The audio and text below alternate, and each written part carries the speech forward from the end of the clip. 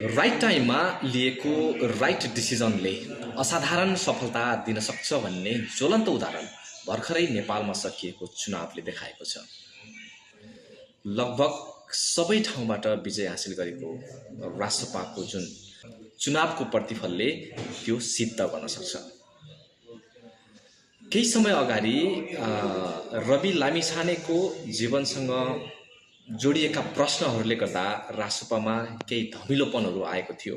उसको खस्किदो पपुलारिटीमा रवि लामिछाने लगायत उसका केन्द्रीय सदस्यहरू मिलेर लिएको डिसिजन प्रधानमन्त्री अफरसहित नेपाल निकै बालनमय भइराखेको अवस्थामा बालेन्द्र शाहलाई रासपामा भित्र्याउने निर्णयले पछिल्लो चुनावमा 21 सिटमा सीमित भएको रासपा जुरुक्कै अहिले बहुमत लगभग बहुमतको चाहिँ म्यान्डेट पाएको छ।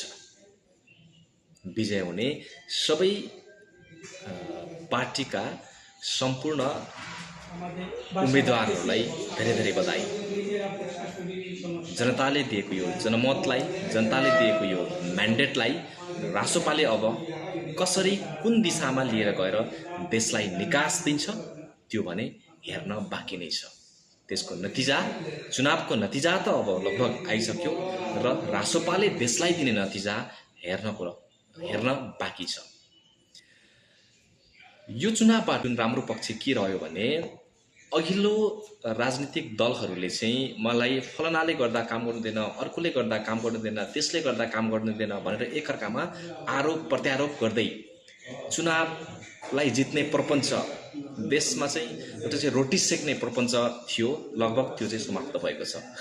अब एकलौटी रासपाले नेपालमा सरकार चलाउँछ र 5 वर्षपछि देशलाई आर्थिक रूपमा, सामाजिक रूपमा, त्यसै गरी चाहिँ राजनैतिक रूपमा त्यसलाई कसरी अगाडि लिएर जान्छ र कुन लेभलको एउटा चाहिँ नतिजा दिन सक्छ भनेर हेर्नको लागि सबै नेपाली जनता, 3 करोड नेपाली जनताहरू आतुर भएर बसेका छन्।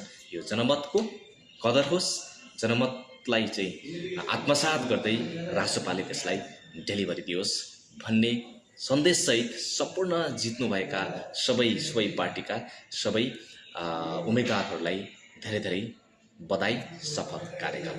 Thank you very much.